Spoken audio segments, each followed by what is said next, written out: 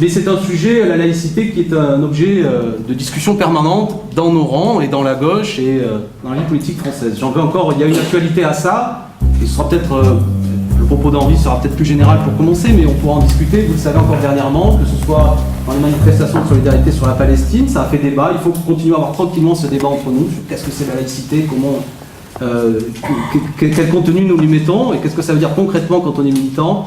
Et je veux aussi souligner cette dernière semaine l'initiative organisée par des organisations d'extrême droite, vous avez peut-être suivi ça, d'un apéritif nommé Saucisson Épinard, qui au nom de la laïcité, c'est un élément qui vient compliquer les choses, notamment une organisation qui se nomme Riposte Laïque et qui, de mon point de vue, salit le beau mot de laïcité pour le transformer en autre chose. Mais on a vu aussi, bon, le parti de gauche a réagi, vous avez peut-être vu ça sur notre site national, mais ça montre l'enjeu qu'il y a à garder la tête claire sur quel contenu nous mettons à ça et en quoi le combat laïque est un combat d'actualité qui doit être à tout moment expliqué, qu'il y a une force propulsive indiscutable, mais qui ne doit pas être perverti et sali en autre chose, et notamment dans des provocations racistes telles que c'était le cas dans ce que je viens d'évoquer. Voilà, je dis ça parce que ça peut éventuellement, dans la discussion qui suivra, au-delà de la présentation d'Henri, être un élément dont nous discutons entre nous, parce que là encore, le parti de gauche, je crois que ce qui fait notre force, c'est qu'il n'y a pas, c'est pas la discipline des armées, c'est que la discipline entre nous, intellectuelle, par la conviction et l'adhésion à des principes. Voilà, sur ces propos, Henri, à toi la parole, tu vas parler le temps que tu voudras, mais combien de temps tu as prévu, sans doute consacrer une heure. D'accord, tu parles 1 heure. Eh bien, écoute, on va profiter de toi pendant 1 heure, et puis après, dans le temps qui restera, le débat s'ouvrira entre nous. Merci Henri, à toi la parole. Un dernier problème technique, peut-être? Non, c'est pas ça, c'est juste pour la synchronisation de son image. Voilà. C'est bon. Bien, merci beaucoup Alexis de cette présentation. Je ne mérite pas tant d'éloges. Je ne suis qu'un modeste militant qui a essayé d'expliciter des principes qui régissent une conduite militante. Je voudrais expliquer d'abord, parce que nous sommes entre militants, nous sommes entre camarades. Donc je vous salue tous, chers camarades, chers amis. Je voudrais expliciter un petit peu quel itinéraire m'a conduit à la laïcité, parce que ça ne va pas de soi. Quand j'avais 18 ans, je ne me posais pas la question de la laïcité. On respirait l'air de la laïcité comme M. Jourdain fait de la prose sans le savoir. Ça semblait évident que la croyance religieuse ne doit engager que les croyants, que l'humanisme athée n'engage que les athées, et qu'un État qui se veut équitable doit reconnaître exactement les mêmes droits aux athées, aux croyants et aux agnostiques. Bref, il n'y avait pas là de problème. La grande question qui me préoccupait, c'était l'injustice sociale. C'était la question sociale. D'ailleurs, mon mémoire de maîtrise de philosophie portait sur Marx, et donc j'étais, vous le voyez, orienté vers la question sociale. Et puis, au fil des années, entrant dans l'enseignement public, commençant à enseigner, en terminale, puis en classe prépa, puis à Sciences Po, je me suis peu à peu réapproprié la question de la politique. En marxiste qui se respecte, à l'époque, je considérais, comme Marx à propos des droits de l'homme, qu'il ne suffit pas de proclamer les droits, mais il faut donner les conditions matérielles pour que chacun exerce ses droits, c'est-à-dire que j'étais habité par la critique marxienne d'un certain républicanisme jugé abstrait, car reposant sur des droits formels, droits qui restent de pure forme tant qu'ils ne sont pas remplis existentiellement par des conditions économiques et sociales. Bref, j'avais un peu tendance à considérer que la vraie question, c'était la question socio-économique, et qu'on ne pouvait pas se satisfaire d'une république qui proclamerait des droits formels sans vraiment ancrer ces droits formels dans des possibilités réelles. Bref, je faisais mienne la critique marxienne des limites de l'émancipation politique. Et puis, il m'est apparu, peu à peu, pour des raisons dans le détail desquelles je ne vais pas entrer, que la question politique était quand même essentielle, que la République était une chose importante, et qu'il fallait sans doute se pencher sur l'efficacité de l'émancipation politique en l'articulant à la question de l'émancipation sociale. Et ce qui est devenu un de mes thèmes de réflexion, c'est la question de l'émancipation. D'ailleurs, je vais y revenir, ce sera mon introduction. Et parmi les différents registres de l'émancipation, il m'a semblé à travers mes premiers travaux de thèse philosophique, mais c'était une thèse très engagée. Hein. Il ne s'agissait pas de discuter du sexe des anges, encore que la question peut être intéressante, mais c'était une thèse très engagée. C'était la question oscillait entre, disons, 3 grands registres d'émancipation. Je me jette à l'eau sur cette question. L'émancipation politique, l'émancipation socio-économique et l'émancipation intellectuelle et culturelle. En tant que professeur, évidemment, l'émancipation intellectuelle et culturelle me semblait décisive. Qu'est-ce que l'école? Vous savez, il y a une définition lumineuse de l'école que donne Jacques Muglioni dans L'école ou le loisir de penser, c'est la suivante.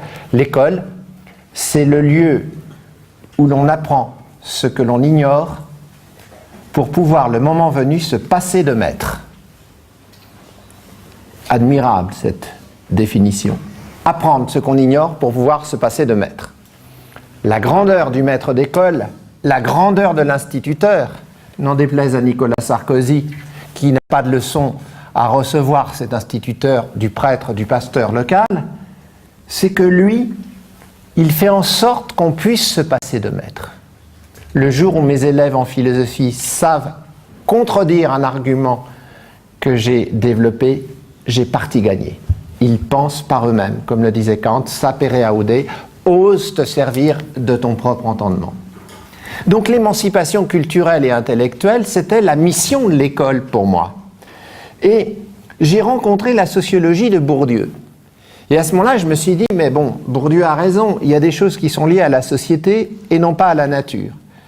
Et il est mystifiant de donner comme naturelle une injustice qui a une origine sociale. Donc la critique de Bourdieu était juste. Mais lorsque 68 éclate, je me trouve devant une entreprise de délégitimation de l'école républicaine. On prétendait que l'école républicaine reproduisait les inégalités sociales, que la culture qui était diffusée sanctionnait un privilège, les pré-savoirs dont parlait Bourdieu.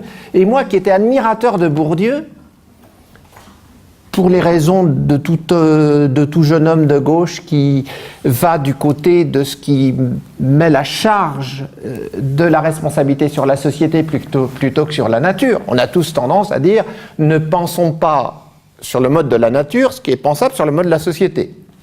C'est ce qui, d'ailleurs, avait conduit Simone de Beauvoir dans la première phrase, qui est la plus belle de tout le livre, du deuxième sexe, à dire « on ne naît pas femme, on le devient ».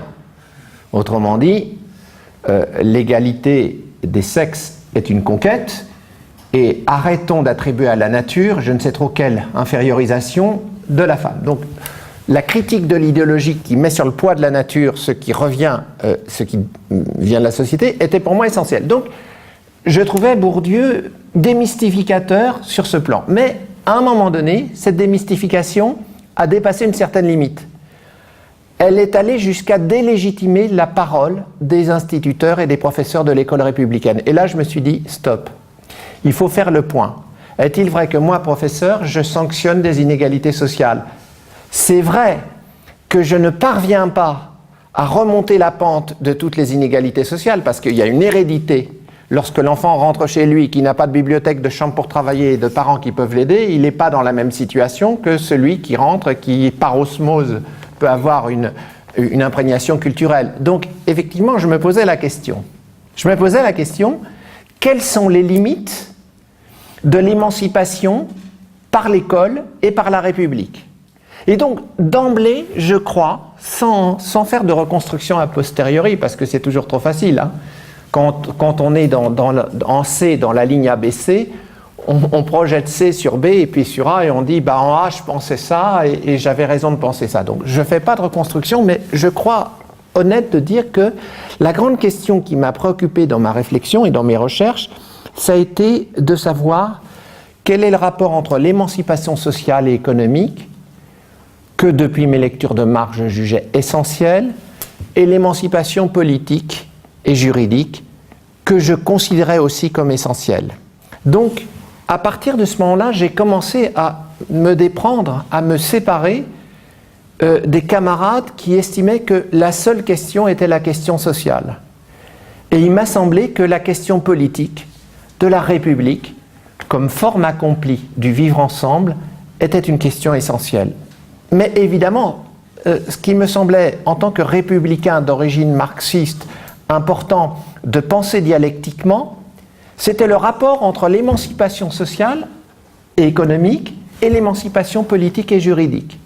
Et que peut-être, et c'était l'idée finalement qui a soutenu toute ma thèse sur travaux, ma thèse de doctorat sur les grands registres d'émancipation, dont la laïcité, peut-être l'idée qui m'est apparue, qui est finalement banale, hein, qui n'est pas géniale, mais qui est une idée forte, je crois, c'est qu'il fallait mettre en dialectique les émancipations. Qu'une émancipation politique qui ne se soutient pas d'une émancipation économique et sociale est fragile. Mais qu'à l'inverse, une émancipation politique et sociale est nécessaire pour une émancipation politique et juridique est nécessaire pour l'émancipation politique. Et nous tombons dans les débats d'aujourd'hui entre les partis divisés d'une certaine gauche. J'ai eu l'occasion, par exemple, récemment, dans un article du Monde, de dialoguer avec les camarades du NPA, qui considèrent beaucoup que la vraie émancipation est d'ordre socio-économique et que, quelquefois, les droits politiques républicains semblent sonner creux. Et j'ai essayé de dialoguer avec eux fraternellement, parce que je considère qu'on a plein de points communs, en leur disant, camarades, c'est pas parce qu'on se bat pour l'émancipation socio-économique qu'il faut laisser de côté l'émancipation juridique et politique. C'est pas parce qu'on se bat pour la République sociale qu'il faut pas se battre pour la République laïque. Or, Marianne, l'allégorie de la République, ne porte pas le voile de la soumission. Elle porte le bonnet phrygien de l'émancipation, le bonnet phrygien des esclaves affranchis. Et donc, il m'a semblé que là, il y avait un point nodal autour duquel, effectivement, la gauche doit pouvoir se réunir. La gauche ne peut être, à mes yeux, que laïque et sociale, sociale et laïque. Je n'inventais rien, puisque Jean Jaurès, et avant lui Victor Hugo, avaient déjà lancé l'idée de république laïque et sociale, l'une parce que l'autre.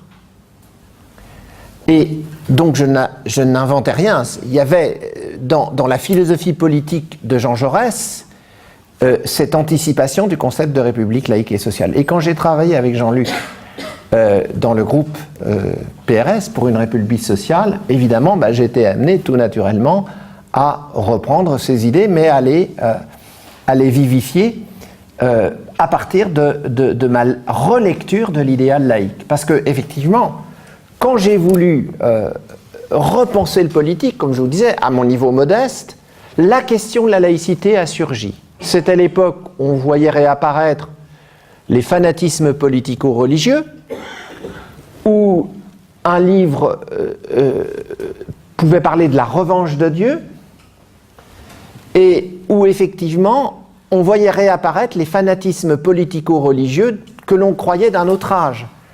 On croyait que l'idéal des Lumières avait fait son œuvre et qu'on n'aurait plus à se préoccuper de ce problème, jusqu'au jour où a surgi la figure théologico-politique d'une réintroduction de la loi religieuse dans la loi politique. Et à ce moment-là, il m'a semblé que je devais faire un détour par la laïcité. Pour moi, à l'époque, je ne concevais cela que comme un détour. Et je reviendrai après à la question sociale. C'était mon idée. Et ce détour a été tellement long, et il a eu tellement d'implications que j'y suis encore. Sauf que j'ai décidé quand même à un moment donné de me revenir à la question sociale en faisant un bouquin sur l'idée de solidarité aujourd'hui. Voilà, pardonnez-moi de cette référence un peu biographique, mais je ne pense pas que mon itinéraire soit isolé. Je pense qu'il y a beaucoup de personnes de mon âge qui ont traversé cela, et c'est pour ça que je me suis permis de vous le dire. Alors, inutile de dire que je me suis pleinement retrouvé dans le parti de gauche, puisqu'il me semble que s'il y a un axe fondateur et constitutif du parti de gauche, c'est bien la lutte dialectique qui dialectise les différents registres d'émancipation. L'émancipation républicaine et laïque pour le politique, l'émancipation sociale et économique pour la question sociale. Et c'est ce qui m'a évidemment personnellement enthousiasmé, c'est de voir clairement un parti politique mettre cette dialectique des émancipations au cœur de son programme. Voilà l'introduction que j'avais choisie pour vous, en situation bien sûr, parce que je suis dans un lieu avec des camarades et des amis, donc on est entre militants. Je voulais dire la raison qui fait que j'ai travaillé tellement sur la laïcité, alors qu'à l'origine c'était plutôt la question sociale qui me préoccupait. Alors maintenant, si vous voulez, deuxième temps, plongeons in medias res, au cœur des choses. Qu'est-ce que la laïcité ? Je vais essayer de donner une réponse argumentée à cette question. Mais je voudrais inscrire ma réponse, dans un premier temps, dans ce que j'appellerais une philosophie de l'émancipation. Alors, qu'est-ce que c'est que l'émancipation ? Le mot « émancipatio » est un très beau mot qui vient d'un mot latin, « ex-mancipatio ». L'émancipatio à Rome, c'était l'acte par lequel le père de famille disait au jeune homme, on était dans une société phallocratique et machiste, donc il ne disait pas ça à la jeune fille malheureusement, mais lorsque le pater familias jugeait que le jeune homme était capable de vivre par lui-même, autonome, il lui disait « te emancipo ». Et la racine de émancipatio, c'est le mancipium. Qu'est-ce que c'est que le mancipium ? C'est ce que le père tient sous sa main, manus capere, tenir dans sa main. Et ex mancipium, c'est la sortie de, c'est la préposition qui indique le mouvement de sortie hors de. L'ex mancipatio, c'est la sortie hors du domaine paternel, hors du mancipium. Et donc on appelle à Rome l'émancipation le fait de devenir juridiquement autonome par un décret du pater familias qui dit tu peux sortir du domaine paternel. Alors après, évidemment, ce concept juridique d'émancipation est à l'origine, évidemment, du concept juridique de majorité. Qu'est-ce que la majorité qu'on a à 18 ans et un jour ? C'est en principe le droit que l'on a de voter, d'emprunter de l'argent, de faire ceci, de faire cela, alors qu'auparavant, on dépendait du domaine familial. Donc, le passage de la minorité à la majorité, c'est l'émancipation juridique. Continuons le chemin. Lorsque le peuple de Paris détruit la Bastille, 14 juillet, puis 4-5 août, abolit les privilèges, puis 26 août, proclame la Déclaration des droits de l'homme et du citoyen, il écrit 3 moments extraordinaires de l'histoire. Liberté, on détruit la Bastille où l'on embastillait sur simple lettre de cachet. Égalité, on détruit les privilèges de naissance. Fraternité, on proclame que l'humanité est une et qu'elle jouit de droits, non pas parce que le prince les lui accorderait, mais parce que selon la théorie du droit naturel héritée du droit latin, chaque homme naissant doit être libre et égal. Le premier article de cette déclaration, vous vous souvenez, est « Les hommes, on dirait aujourd'hui les êtres humains, mais il faut entendre par homme le sens générique, et non pas sexiste ou sexuel du terme, les êtres humains naissent et demeurent libres et égaux en droit. Chacun sait bien que le mot important c'est naissent, puisque dans le droit naturel, c'est par nature, dès qu'il respire et qu'il ouvre les yeux, que l'être humain doit jouir de la liberté et de l'égalité. Et ceci contraste avec une problématique de la tolérance. Tolo, tolérer en latin, se dire je supporte. Cette poutre supporte 50 kilos en son centre sans se casser. Et le roi Henri IV, converti au catholicisme par intérêt d'État, supporte qu'il y ait des protestants dans son royaume. Mais comme dira Rabot de Saint-Étienne lors de la Révolution, pasteur protestant, nous ne demandons pas la tolérance, parce que nous ne voulons pas recevoir la liberté d'une permission d'une autorité. Et Mirabeau, vous savez, s'exclame en disant « Nous ne demandons pas la tolérance, car qui dit tolérance suppose une autorité qui tolère. Et l'autorité qui aujourd'hui tolère peut très bien demain ne plus tolérer. Donc effectivement, ici, on voit comment l'émancipation politique du peuple va se fonder sur une théorie du droit naturel qui reconnaît des droits à l'être humain parce qu'il est homme et non pas parce qu'on lui accorde l'autorisation d'être libre. Donc ce peuple devient souverain.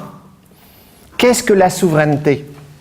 Chez Jean-Jacques Rousseau, dans le contrat social, souverain est toujours synonyme de peuple. Est souverain quelqu'un qui ne dépend que de lui-même. Est souverain politiquement un peuple qui se donne à lui-même sa propre loi fondamentale, qu'on appellera une constitution, parce que comme le disait Montesquieu, dans un pays quand il n'y a pas de constitution, c'est l'arbitraire du prince qui règne. Pour échapper à l'arbitraire du prince, il faut une constitution, c'est-à-dire un ensemble de principes fondamentaux. Et donc, lorsque le peuple s'émancipe, il sort du régime de la tutelle par rapport à un roi, par rapport à une monarchie prétendue de droit divin, et on va substituer à la verticalité du commandement, tu feras ceci, tu feras cela, modèle biblique, l'horizontalité du contrat. Nous, c'est un nous et non pas un je qui ordonne un tu. L'émancipation politique du peuple signifie qu'il surgit sur la scène de l'histoire en se donnant à lui-même sa propre loi. Et ça, c'est une très grande chose. Même si après, on remarquera avec Marx que peut-être, si le peuple est clivé en groupes d'intérêts antagonistes qu'on appelle classes, il y a effectivement à penser ce clivage et à en tenir compte, mais il reste que l'idée d'une souveraineté populaire, d'un peuple politiquement émancipé, qui s'appelle souveraineté, est une idée essentielle.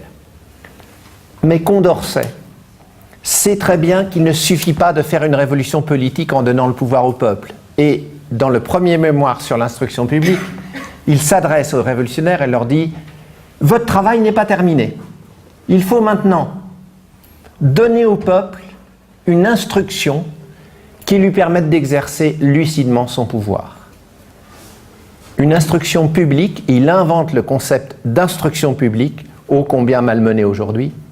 Il invente ce concept d'instruction publique. Pourquoi l'instruction doit-elle être publique? Dans l'Ancien Régime, l'instruction était privée. C'est-à-dire qu'elle dépendait de la disparité des conditions de fortune qui existaient dans la société civile.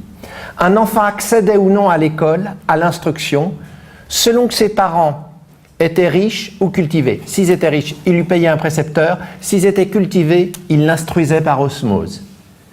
Mais que se passait-il pour l'enfant qui n'était d'une famille ni riche ni cultivée? L'accès ô combien essentiel à l'instruction, qui émancipe le jugement individuel, dans le cadre de l'émancipation collective, ne pouvait pas se faire. D'où l'invention du concept d'instruction publique. Instruire les enfants du peuple devient un devoir d'État. Et si on veut que la révolution triomphe, il faut que l'instruction devienne une tâche publique, et Condorcet ajoutera quoi enseigner. Et déjà on est sur la voie de la laïcité. Les connaissances sont universelles, dit Condorcet, les croyances sont particulières. L'instruction étant publique, étant obligatoire, nul enfant ne doit être privé de l'accès à l'instruction pour des raisons économiques ou pour des raisons idéologiques, parce que ses parents voudraient l'en priver. L'instruction étant publique, obligatoire, se doit d'être laïque, dit Condorcet. Laïque ne signifiant pas anti-religieux sous sa plume, mais simplement indépendante de toute croyance religieuse. Et cette instruction laïque doit viser l'universel. Il y a une dimension d'universalité dans tout enfant. C'est cette raison qui ne demande qu'à s'épanouir lorsqu'elle est sollicitée et qu'elle le met sur la voie de l'autonomie de jugement. Déjà Descartes avait dit « Le bon sens est la chose du monde la mieux partagée ». Ce qu'il voulait dire, c'est que chaque homme en tant qu'homme détient effectivement la faculté de connaissance. Donc effectivement, Condorcet forge le concept d'instruction publique et en même temps, il veut promouvoir l'émancipation individuelle par la culture comme complément de l'émancipation politique du peuple par la Révolution qui a conquis les grands droits politiques. Donc effectivement, vous le voyez, cette typologie des émancipations nous conduit à cette idée d'une émancipation politique et juridique qui complète la première figure de l'émancipation juridique à Rome. Et évidemment, toutes les personnes maintenues en état de tutelle ou de domination doivent s'émanciper. La femme doit s'émanciper de la tutelle masculine. Le peuple colonisé doit s'émanciper de la domination coloniale. Les prolétaires exploités doivent s'émanciper de l'exploitation. Le peuple maintenu dans l'ignorance doit s'émanciper de cet état. Donc ce concept d'émancipation, de proche en proche, concerne toute une philosophie de la libération. Et le dernier moment de la philosophie de l'émancipation, après l'émancipation juridique, l'émancipation politique, l'émancipation intellectuelle et culturelle par l'école publique, le dernier grand moment, c'est l'idée de l'émancipation socio-économique. Et là intervient la phrase de Marx concernant les droits de l'homme. Il ne faut pas se contenter de faire des droits de l'homme des références abstraites, incantatoires, mais il faut que ces droits s'assortissent des conditions de leur mise en œuvre. L'erreur de Staline, c'est d'ailleurs pas une erreur, il avait très bien compris Marx, c'est une faute. Il a voulu corrompre et dévier Marx, c'est de prétendre que Marx rejetait les droits de l'homme. Faux. Marx n'a jamais rejeté les droits de l'homme, il a simplement signalé que les droits de l'homme, dans un certain contexte, pouvaient jouer un rôle mystificateur si on se contentait de proclamer des droits sans mettre en place les conditions d'exercice de ces droits. Donc ce n'était pas un rejet des droits de l'homme, c'était une assignation de leur insuffisance tant qu'ils ne s'assortissaient pas d'une politique sociale. Et là, évidemment, on ne peut que critiquer le stalinisme qui a tiré Marx du côté d'une version autoritaire, alors que la lecture de Marx, et notamment des réflexions sur la question juive, où il parle de beaucoup de choses, d'autres questions que la question juive, où il parle des droits de l'homme, me paraissent donner lieu à une interprétation assez incontestable, à savoir que Marx n'y critique pas les droits de l'homme en disant que c'est une mauvaise chose, il dit simplement que c'est une chose insuffisante, parce que ça reste des droits formels, tant qu'on n'a pas le souci des conditions réelles de leur mise en œuvre. Quel est le droit d'un chômeur de refuser de signer un contrat de travail qu'il fait sortir de la précarité? Sur la scène politique, c'est un droit complet. Sur la scène des rapports sociaux et de la dépendance effective à l'existence, c'est un droit nul. Et voilà que pour le chômeur en fin de droit, un acte de contrainte prend la forme mystifiante d'un acte de liberté. Monsieur, vous êtes libre de ne pas signer ce contrat s'il ne vous convient pas. Faux. Est-il libre de ne pas signer ce contrat parce que telle clause sur l'horaire de présence ne lui convient pas? Mais monsieur, si ça ne vous convient pas, vous ne signez pas. Regardez, il y a bien des personnes qui attendent à la porte de la NPE pour signer ce contrat. Donc ici, dans ce cas-là, la liberté de contracter et de s'engager devient une sorte de fiction.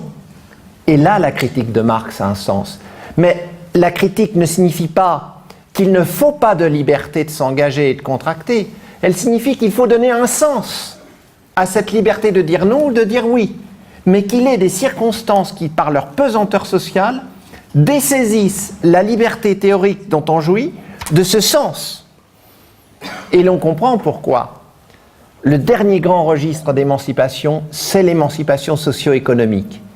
Donc vous voyez, je résume, émancipation juridique et politique, émancipation intellectuelle et culturelle, émancipation socio-économique. Et quel est le combat progressiste? Eh bien c'est celui qui consiste à promouvoir ces trois types d'émancipation en les dialectisant, c'est-à-dire en s'appuyant sur une émancipation pour en promouvoir une autre. Et c'est dans ce contexte-là, si vous voulez, que je voudrais situer maintenant, ça sera mon troisième temps, après cette courte philosophie de l'émancipation, analytique des émancipations et dialectique des émancipations, je voudrais introduire le troisième moment de ma réflexion, que je soumets à votre jugement, l'émancipation laïque. Alors, de quoi faut-il s'émanciper? De quelle tutelle faut-il s'émanciper? Alors, rappelons que ce n'est pas la religion qui pose problème pour la laïcité. La religion, comment la définir? En gros, la religion, ce serait, pour aller vite, une démarche spirituelle qui atteste une croyance en un principe supérieur. Démarche spirituelle. Mais cette démarche spirituelle, en elle-même, ne pose aucun problème, tant qu'elle ne débouche pas sur une captation politique. Et c'est là que j'introduirai le concept de cléricalisme.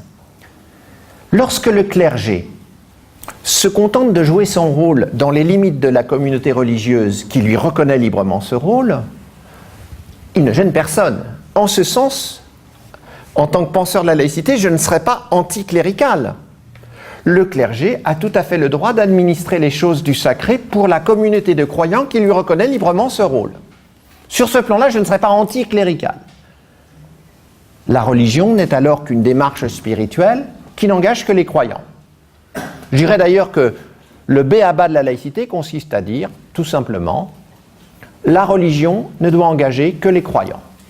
Premier point. Et l'humanisme athée ne doit engager que les athées. Seulement, voilà. Il faut faire vivre ensemble les croyants et les athées. Alors comment? C'est ça le problème de philosophie politique que résout la laïcité.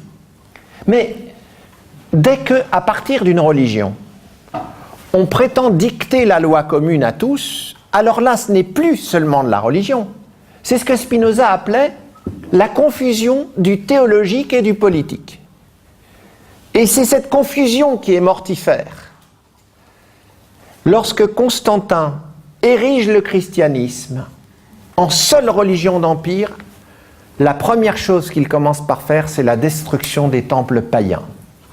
Vous avez peut-être vu ce film Agora, qui raconte l'histoire d'Hypatie, cette mathématicienne philosophe qui aurait découvert quasiment l'héliocentrisme avant Copernic et qui va se faire déchirer, tuer, martyriser par des prêtres chrétiens. Donc effectivement, persécutés sous Dioclétien et Néron, certains chrétiens deviennent persécuteurs avec une démarche qui consiste à vouloir confondre le politique et le religieux. La laïcité, l'émancipation laïque ne consiste pas à critiquer la religion, mais à critiquer cette collusion du politique et du religieux qui fait que la loi veut dicter la foi. Donc ne nous trompons pas, être anticlérical dans ce cas, c'est être contre une instrumentalisation politique de la religion et religieuse de la politique. Quand Nicolas Sarkozy déclare dans l'exercice de ses fonctions, président de la République française, une république qui est laïque constitutionnellement, article 1, la République est démocratique, une, indivisible, laïque et sociale. La République a besoin de croyants. Je dis que ce propos est honteux, je suis même étonné que le Conseil constitutionnel ne lui ait pas tapé sur les doigts parce qu'il utilise sa fonction et dans l'exercice de ses fonctions, alors qu'il devrait reconnaître à égalité tous les Français, il dit quelle est la bonne conception de la vie et quelle est la mauvaise. Croire en Dieu, c'est mieux que pas croire en Dieu. Depuis Hobbes, on sait qu'il doit y avoir un silence de la loi et que le prince, même lorsque c'est un prince, a fortiori un président de la République, ne doit pas se prononcer sur la conception de la vie bonne. Parce que s'il se prononce sur la conception de la vie bonne, ça veut dire qu'il se comporte en paternaliste, comme disait Kant, dans Théorie et pratique. Et le prince doit considérer que la conception de la vie bonne dépend de chacun, librement reconnu, comme étant apte à se donner à lui-même sa trajectoire. Donc, effectivement, lorsque Nicolas Sarkozy ose dire la République a besoin de croyants parce que les croyants ce sont des gens qui espèrent, merci pour les athées, merci pour Guy Moquet qui espérait un monde meilleur et qui a sacrifié sa vie dans sa lutte contre le nazisme et qui lui était athée.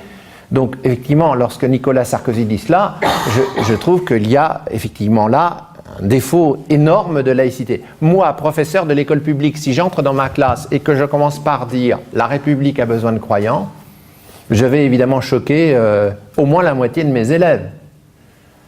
Et si je suis rappelé à l'ordre par un inspecteur de l'éducation nationale qui me dira « Monsieur Pénaruiz, vous n'avez pas usé votre fonction pour faire valoir une conviction particulière, vous n'avez à régler votre parole que sur une exigence d'universalité et vous n'avez pas à faire de discrimination entre vos élèves », ce sera tout à fait justice. Alors je demande pourquoi une règle qui s'applique à un simple professeur de l'éducation nationale ne s'appliquerait pas au premier magistrat de la République. Donc effectivement, lorsque la politique se confond avec la religion et qu'une instance répressive se constitue, de là vient le mal. Il y a une première démonstration de la laïcité, c'est en quelque sorte une démonstration historique, c'est-à-dire une démonstration par l'absurde. Vous savez comment fonctionne une démonstration par l'absurde?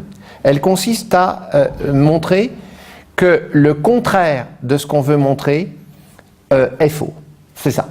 Alors, je pose la question, que se passe-t-il dans un pays quand il n'y a pas laïcité, c'est-à-dire quand la religion gouverne par le biais de la politique?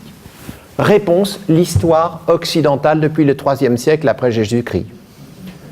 On commence avec un concile qui définit une orthodoxie, c'est-à-dire orthodoxa, une opinion droite. Et on condamne ce qui ne va pas dans cette orthodoxie. L'hérésie arienne, puis l'hérésie cathare. Il paraît qu'au siège de Béziers, les légats du pape, avec leur épée, disaient « Mais où sont les infidèles ? Tuez-les tous, Dieu reconnaîtra les siens. » Réponse authentifiée par l'histoire. Donc effectivement, on trucide par l'épée. Et à l'époque, des prêtres, je crois que même Augustin a trempé là-dedans, commence à dire qu'il y a deux épées. C'est la théorie des deux glaives, les deux épées. L'épée spirituelle, l'excommunication, l'épée temporelle, qui elle est faite en métal et qui pénètre dans les chairs. Eh bien, l'Église a deux épées. L'épée spirituelle, elle condamne, mais elle considère le pouvoir séculier, le pouvoir des rois, comme son épée temporelle. C'est la théorie des deux glaives. Donc, à partir de là, la répression commence. Je ne vais pas énumérer les premières guerres de religion. En France, il y en a 8 qui culminent avec la Saint-Barthélemy, un certain 24 août 1572, où sur ordre de Charles IX, les deux Guises fanatisés se répandent dans les rues de Paris, avec une première Saint-Barthélemy qui est l'assassinat de Coligny, le grand chef protestant, puis une deuxième Saint-Barthélemy qui est l'assassinat populaire, en quelque sorte, dans une atmosphère de quasiment d'apocalypse, où l'on égorge les protestants dans les rues. D'après Janine Garrison, qui est une des grandes historiennes d'origine protestante d'ailleurs de la Saint-Barthélemy, il y aurait eu en une journée à Paris, le 24 août 1572, 3500 morts.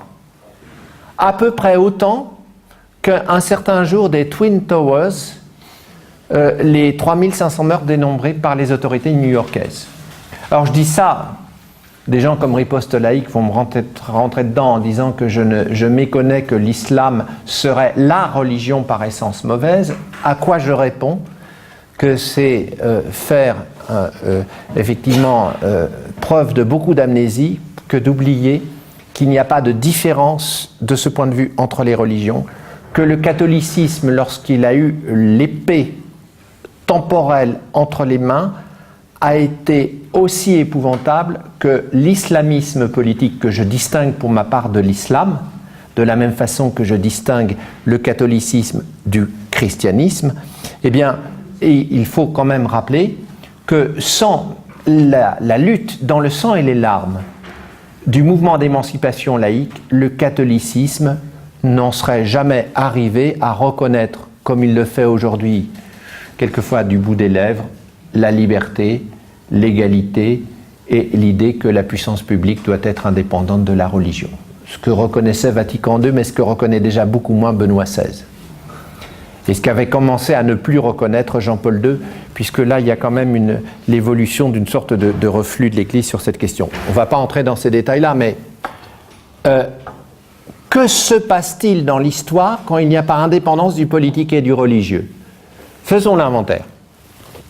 La création de la notion d'hérésia et la répression sanglante de l'hérésie. L'hérésia en grec, c'est la dissidence. C'est des gens qui se séparent. Et on réprime l'hérésia. Ensuite, la répression des autres religions. Les croisades, les guerres de religion catholiques protestants, avec ce summum de l'horreur qu'est la Saint-Barthélemy. Ensuite, la mise sous tutelle de la culture et de la science. Giordano Bruno brûlait vif en 1600 en place de Rome, pour avoir osé dire que l'univers n'avait pas de centre. Crime pendable. Galilée est obligé de rétracter le mouvement de la Terre en 1632. Puis, les bûchers de l'Inquisition, que la très sainte Isabelle la catholique, que Jean-Paul II envisageait d'ailleurs de canoniser, mais peut-être cela reviendra-t-il, lance contre les conversos, ceux qu'on soupçonne de ne pas s'être convertis au catholicisme, puisque Isabelle la catholique avait ordonné aux musulmans et aux juifs de se convertir au catholicisme ou de fuir l'Espagne. C'est pourquoi d'ailleurs il y a beaucoup de juifs qui ont fui l'Espagne à ce moment-là, qui sont allés en Grèce, à Salonique. On a une communauté juive à Salonique qui parle l'espagnol de Cervantes. Bon, donc on lance l'Inquisition contre ceux qui, effectivement, ne se reconnaissent pas dans le catholicisme ou qu'on soupçonne de continuer à pratiquer en cachette leur culte. Et pendant ce temps-là, la notion de peuple déicide commence à produire ses méfaits. La notion de peuple meurtrier de Dieu, qui donnait lieu à une prière traditionnelle en latin, Oremus perfidis Iudeis, prions pour les Juifs perfides. Et Madame Saada, dans son livre sur le christianisme et ses Juifs, explique les écrasantes responsabilités du catholicisme et du thème du peuple déicide dans l'antisémitisme occidental qui se développa, comme chacun sait, avec les pogroms, puis avec la prétendue solution finale de la Shoah. Donc, le bilan, alors ne parlons pas évidemment des bûchers de l'Inquisition, qui selon Victor Hugo, qui pourtant était chrétien, aurait envoyé à la mort des centaines de milliers de personnes. Les inventaires des morts des bûchers de l'Inquisition sont controversés, mais on peut effectivement considérer que ce n'est pas excessif de parler de plusieurs centaines de milliers. Vous allez me dire, on ne va pas faire une comptabilité macabre, mais comme disait Kant, un autre chrétien, dans la religion dans les limites de la simple raison, l'histoire officielle du christianisme ne plaide nullement en sa faveur. Ce qui veut dire qu'effectivement, c'est un long cortège de crimes, non pas faits par le christianisme, mais par l'instrumentalisation politique de la religion. Et jusqu'à une époque récente, le syllabus de Pie IX, en 1864, lance l'anathème contre la liberté de conscience. Donc effectivement, c'est tout à fait récent l'aggiornamento de l'Église qui se met à reconnaître la liberté de conscience, qu'elle appelle plutôt la liberté religieuse. Moi je trouve que le concept de liberté religieuse est inepte, parce que si je dis que moi je suis, par exemple, agnostique au nom de ma liberté religieuse, ou athée au nom de ma liberté religieuse, qu'est-ce que c'est qu'une liberté qui est une liberté religieuse d'être athée? En fait, le concept de liberté religieuse, avec ses concepts de laïcité ouverte, inclusive, positive, ce sont des concepts sournois qui permettent de critiquer la laïcité sans le dire. Je vous ferai remarquer que le mot laïcité est bien un des seuls idéaux qu'on se permet d'adjectiver. Si je vous dis je suis pour les droits de l'homme, Alexis, mais pour des droits de l'homme ouverts, vous allez sourire.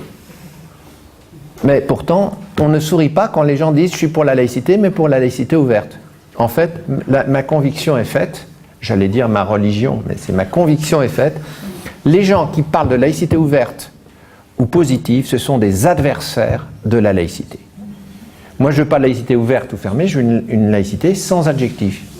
Pour moi, la laïcité, c'est par essence, si j'ose dire, l'ouverture. Puisque la laïcité consiste à dire, voilà, il y a parmi vous des croyants, parmi vous des athées, eh bien cette différence de conviction doit rester votre affaire et elle ne produira aucune différence de traitement. De la même façon que Nelson Mandela ne demandait pas pour les Noirs des droits noirs, mais demandait l'indifférence à la différence.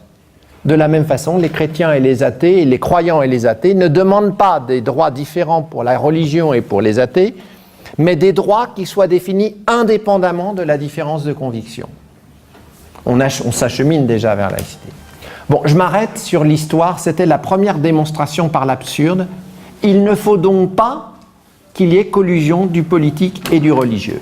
Deuxième démonstration par la philosophie, mais ça va être très court. Imaginons que nous soyons une assemblée constituante. Et on va faire de la philosophie et du droit en même temps. Il y a parmi vous des croyants, des religions A, B, C, des athées et des agnostiques. Vous savez que les agnostiques, ce sont des gens qui ne se prononcent pas sur l'au-delà. Agnosko, ça veut dire « je ne connais pas » en latin. L'agnosticisme, c'est une doctrine de suspension du jugement sur l'au-delà. Alors imaginons, comme c'est vraisemblable dans toute la population française, qu'ici, vous êtes une assemblée constituante, il y a des croyants, des athées et des agnostiques. Première question, délibération. C'est moi qui fais le boulot pour l'instant. Serait-il légitime serait-il légitime que le credo des uns s'impose à tout le monde? Réponse, non, en raison de du premier article de la Déclaration des droits de l'homme. Les hommes naissent libres et égaux en droit. Naissent et demeurent libres et égaux en droit. Donc, en vertu du principe de la liberté native de tout homme, toute contrainte exercée sur la conscience par imposition d'un credo est illégitime. Donc, premier principe, liberté de conscience. Pas liberté religieuse, parce que la liberté religieuse, c'est une forme particulière de la liberté de conscience. Et quand on énonce des libertés en République, il faut toujours remonter à la liberté la plus générale, dont les autres libertés sont des formes particulières. La liberté religieuse est une forme particulière de la liberté de conscience. Deuxième moment de la délibération. Serait-il légitime qu'on donne plus de droits aux croyants qu'aux athées? Même réponse. L'égalité de traitement et de droits étant un principe républicain, on ne doit pas donner plus de droits aux croyants qu'aux athées, et pas plus aux athées qu'aux croyants. L'Union soviétique stalinienne, fermant des églises et persécutant la religion, était aussi anti-laïque que la Pologne imposant la prière publique dans les écoles. Donc le deuxième principe de la laïcité, et c'est là que je suis souvent critiqué par mes amis de la laïcité ouverte et autres, c'est qu'ils ne veulent pas reconnaître ce principe. Le deuxième principe de la laïcité, c'est l'égalité de traitement de tous les êtres humains, quelle que soit leur conviction spirituelle. Pas plus aux croyants qu'aux athées, pas plus aux athées qu'aux croyants. En France, on ne subventionne pas des écoles privées où l'on enseigne l'humanisme athée, mais on subventionne sous le nom de caractère propre, en raison de cette loi de Debré de décembre 1959, contre laquelle fut prononcé quelques mois plus tard le serment de Vincennes, école publique, argent public pour l'école publique, que le parti de gauche appelle à fêter et à célébrer demain. Donc effectivement, là c'est un exemple d'application du principe d'égalité. Il n'y a pas de raison pour qu'on subventionne des écoles privées religieuses. Pourquoi? Il y a une raison philosophique simple. D'où vient l'argent public? Il a une origine universelle. Vous cotisez tous, que vous soyez croyants, athées ou agnostiques. Donc, un principe républicain, c'est que si l'argent public a une origine universelle, sa destination doit être universelle. L'argent public a une destination universelle quand il sert à construire des hôpitaux publics, des musées, des maisons de la culture, des écoles publiques, mais il a une destination particulière quand il sert à construire un lieu de culte ou à financer, comme dans le plan Espoir banlieue de Fadela Mara, en d'autres temps mieux inspiré, à financer l'ouverture de classes d'enseignement privé. Donc effectivement, on peut dire, sans faire de jeu de mots, mais on en fera quand même un, que donner de l'argent d'origine universelle à des écoles privées religieuses, c'est sacrifier l'universel sur l'autel du particulier. Et effectivement, c'est inacceptable de financer ce qui est particulier avec de l'argent universel. C'est ça qui fonde, à mes yeux, le rejet de la loi Debré, qui organise le financement public des écoles privées dans le moment même où l'école publique, ouverte à tous, qui ne met en jeu aucun prosélytisme, ni idéologique, ni religieux, manque cruellement de moyens pour encadrer les jeunes gens. Ne peut pas avoir de moyens pour faire des études surveillées, qui permettraient par exemple d'accueillir tous les enfants et de les aider par une aide singularisée aux devoirs. Pourquoi l'école publique est-elle privée des moyens alors que l'argent coule à flot pour l'école privée? Ça s'appelle du détournement d'argent public. Mais c'est la position que j'énonce ici est la stricte conséquence du principe d'égalité de traitement des croyants, des athées et des agnostiques. Imaginez que des humanistes athées de la libre pensée aillent demander de l'argent à l'État pour ouvrir une école privée où l'on enseignerait l'humanisme athée. Pourquoi pas? Ils ne doivent pas le faire, me semble-t-il. Pourquoi?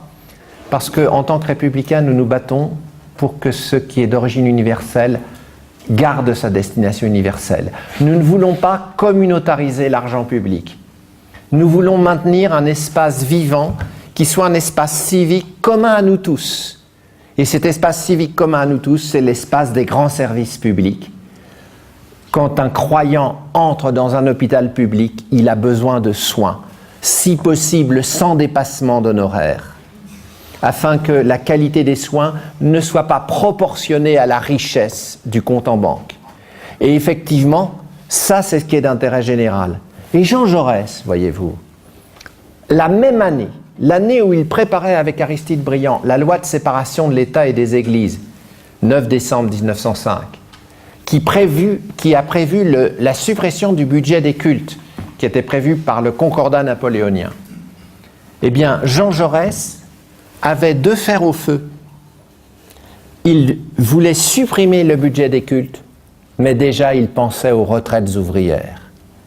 Les retraites ouvrières sont d'intérêt social universel, l'entretien de la religion est d'intérêt particulier, et donc on voit en quoi la revendication de la laïcité, qui n'est pas anti-religieuse, mais qui consiste à dire l'argent public en l'occurrence ne doit pas aller à l'école privée, rejoint la revendication sociale.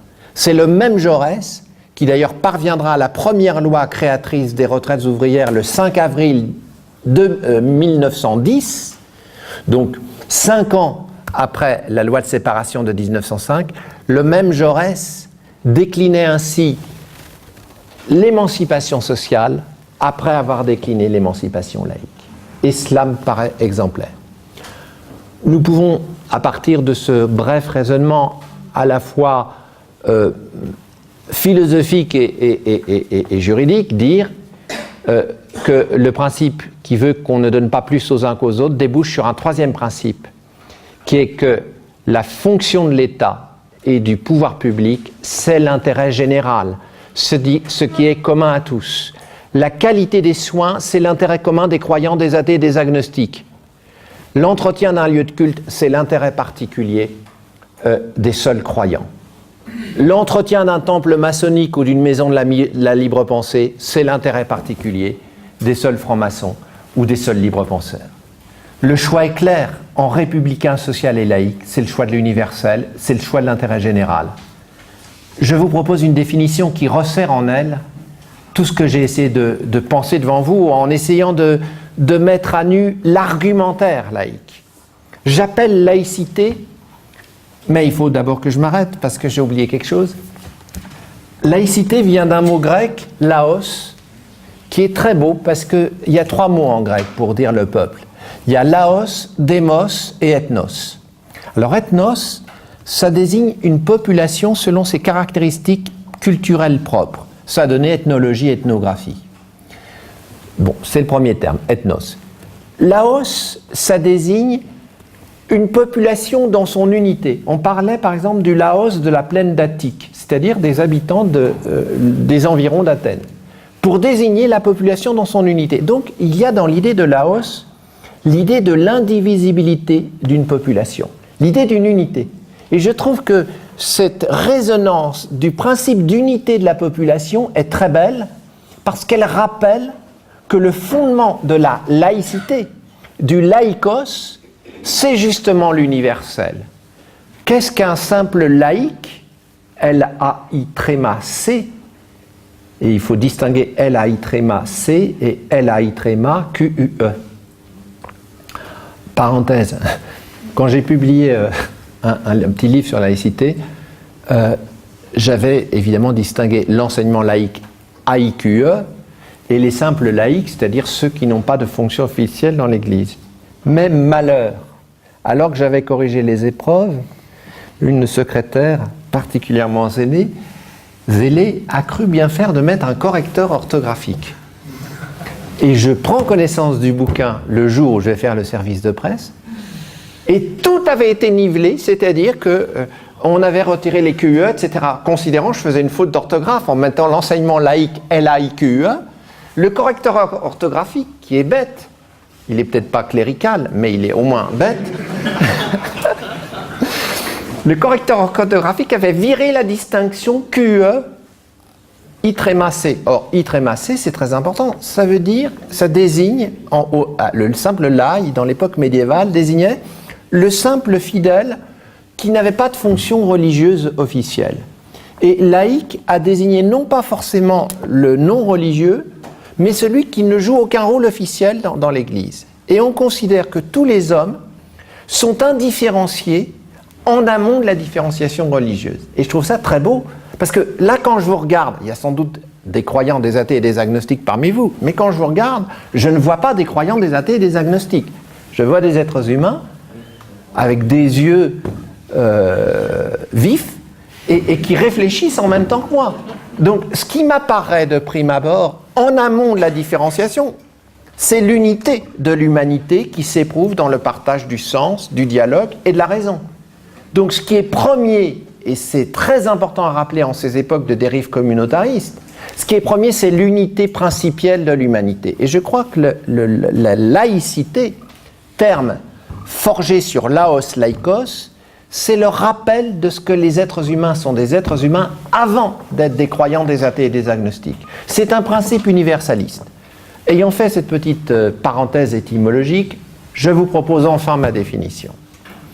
J'appelle laïcité le principe d'union de tout le peuple sur la base de la liberté de conscience, de l'égalité de traitement de toutes les convictions spirituelles et de l'universalité de la puissance publique.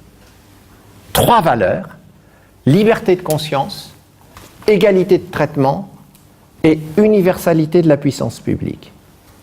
Voilà, si vous le permettez, une définition du concept de laïcité. Je répète, j'appelle laïcité le principe d'union de tout le peuple, laos, sur la base de 3 principes indissociables, liberté de conscience, égalité de traitement et orientation universelle de la puissance publique. Et vous le voyez, cette laïcité-là, je ne sais pas si elle est positive ou négative, si elle est un principe de combat ou pas de combat, ce que je voudrais remarquer, c'est qu'elle est entièrement tournée vers l'affirmation de valeurs. Alors, on me dit souvent, oui, mais vous êtes le tenant d'une laïcité de combat. Qu'est-ce que ça veut dire ? Le peuple de Paris qui détruit la Bastille, il est obligé de détruire la Bastille pour qu'on puisse proclamer les droits de l'homme et notamment l'habeas corpus, que tu disposes de ton corps, habeas corpus. Writ of habeas corpus, c'est une première loi anglaise. Que tu disposes de ton corps. Bon, ça c'est un principe affirmatif. Mais quand on est en face de puissances d'oppression qui ne reconnaissent pas ce principe affirmatif, on est obligé de les combattre. Mais le combat, entre parenthèses négatif, n'est que la conséquence historique de la défense d'un principe positif. C'est-à-dire que moi, je ne suis pas d'accord pour dire que la laïcité est par essence anticléricale. Elle le devient historiquement lorsqu'on a affaire à des gens qui veulent, par exemple, qui dénient aux femmes le droit de choisir le moment de donner la vie, qui dénient aux femmes le droit d'avoir une conception de la sexualité plus large que la seule procréation. Il faut bien émanciper la loi commune de la foi religieuse qui exerce sa tutelle. C'est pourquoi, par exemple, les féministes ont dû combattre, et les hommes avec elles, les hommes féministes aussi sur ce plan-là, ont dû combattre la loi qui pénalisait l'avortement, ou plutôt, comme disait Gisèle Halimi, l'interruption volontaire de grossesse.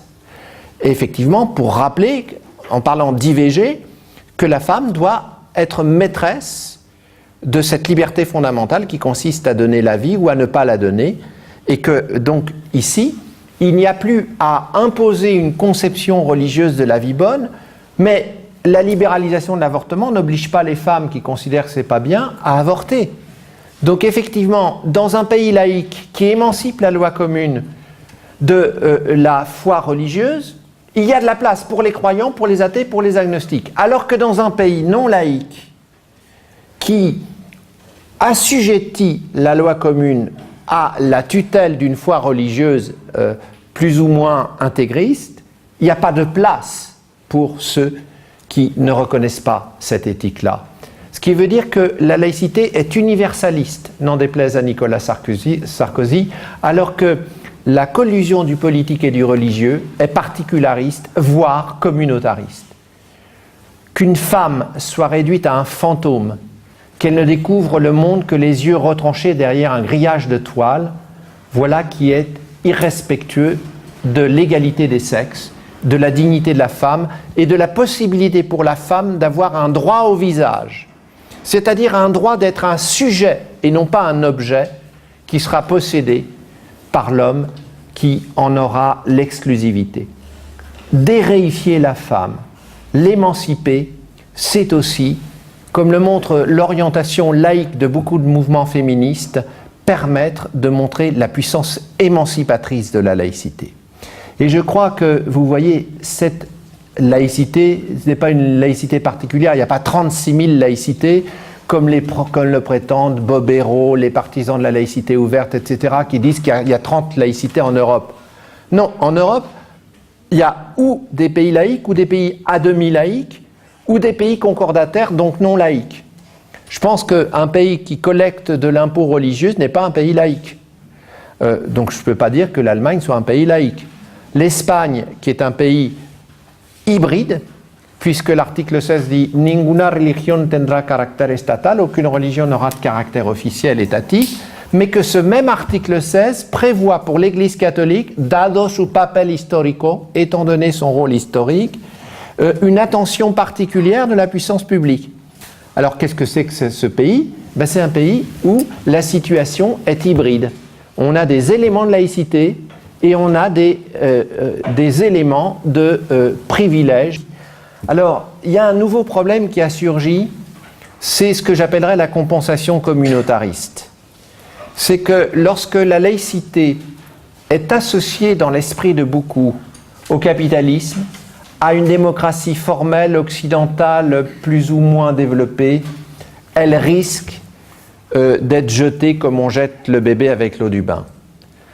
J'ai eu de violentes polémiques, par exemple avec Tarek Ramadan, dans des débats terribles, parce qu'il me disait « Regardez votre laïcité », et il mélangeait tout, c'est-à-dire il mélangeait la laïcité et le règne de l'argent dans les pays occidentaux. Et il essayait de dire, évidemment, la laïcité est une réalité occidentale. C'est-à-dire qu'il y a une stratégie des anti-laïcs et des communautaristes, c'est d'assigner la laïcité à résidence. C'est de dire la laïcité est comme le canard laqué, une spécialité culinaire. Alors qu'évidemment, il faut essayer d'expliquer que la laïcité n'a pas une forme hexagonale, que d'ailleurs, elle n'est pas le pur produit de la civilisation occidentale, comme certains le disent, comme même Marcel Gauchet le dit dans Le désenchantement du monde. C'est une erreur grave de théorisation. La laïcité n'est pas le produit de l'Occident puisqu'elle a été conquise à rebours des traditions de l'Occident.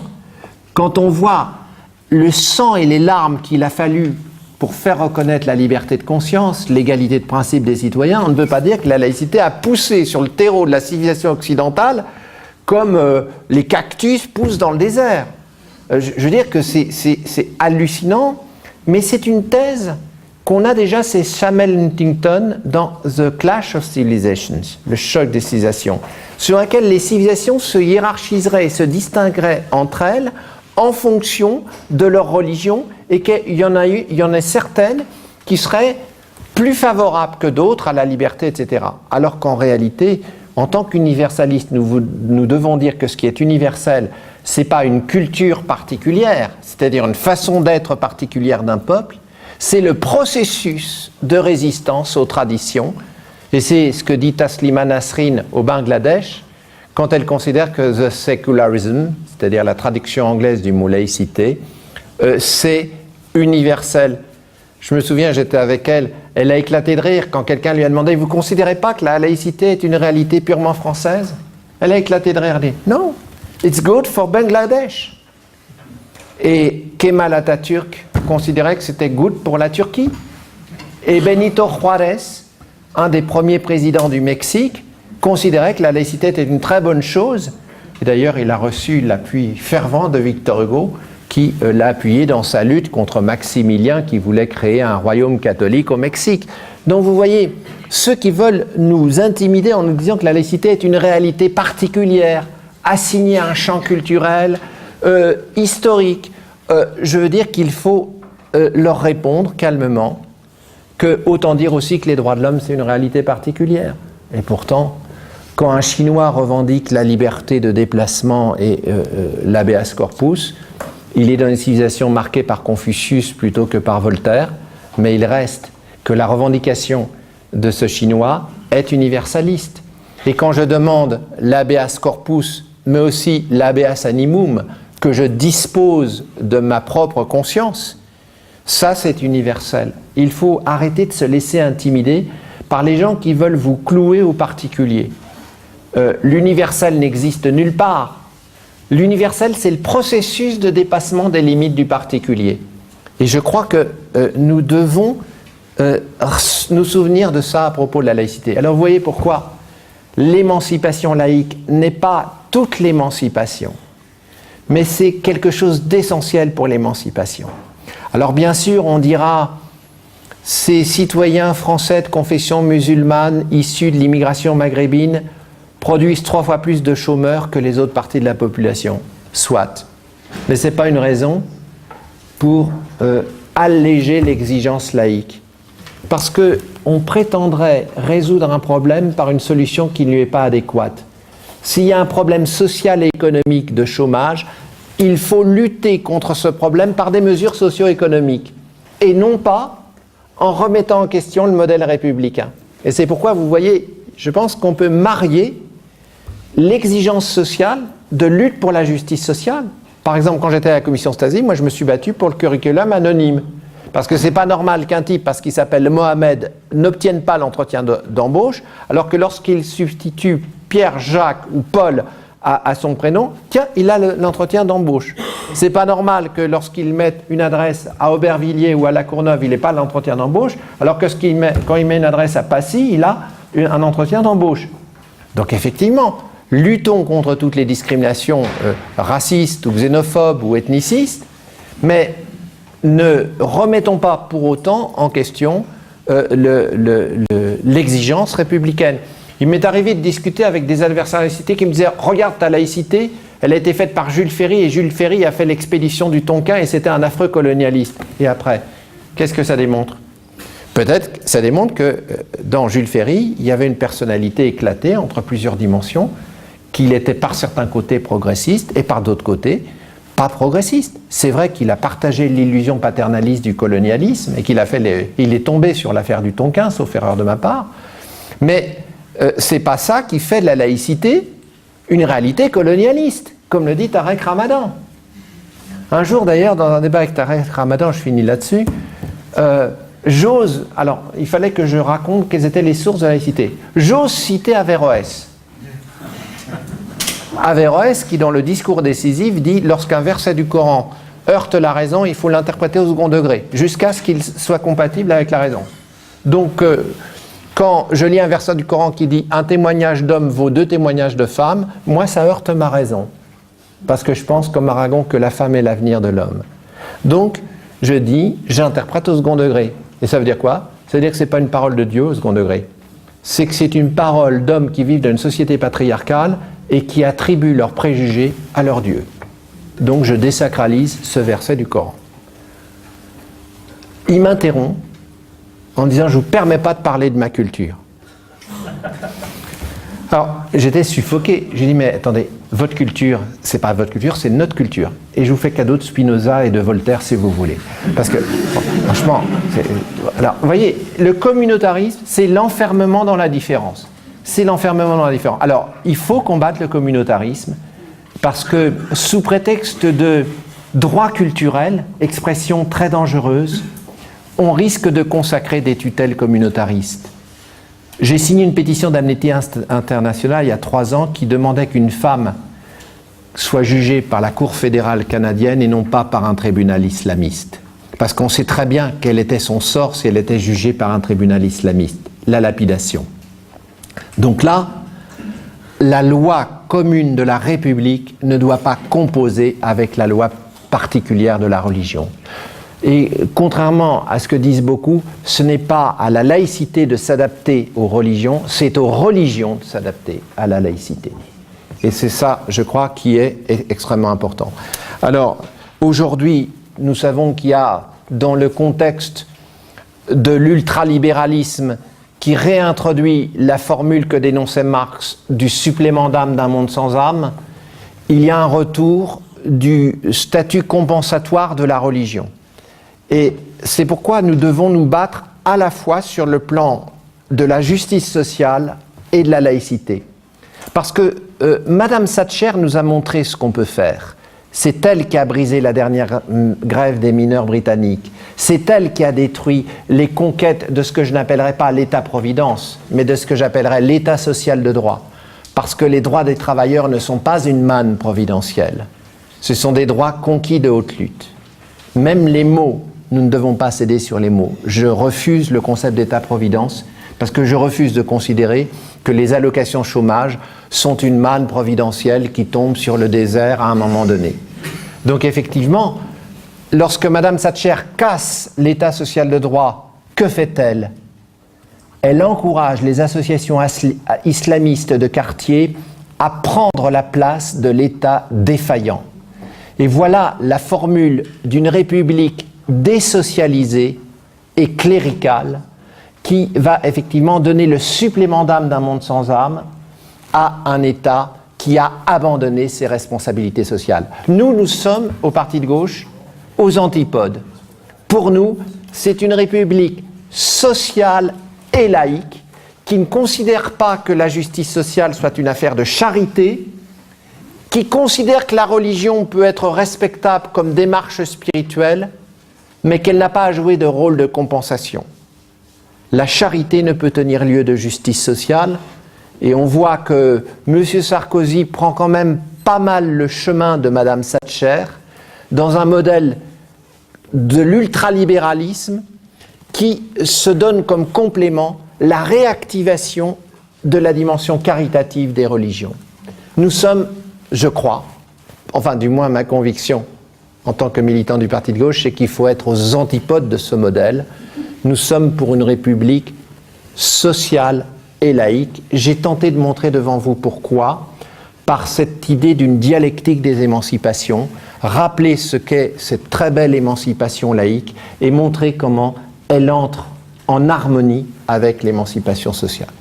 Je n'ai pas tout dit, j'espère avoir dit quelque chose d'accessible. Je vous remercie de votre attention.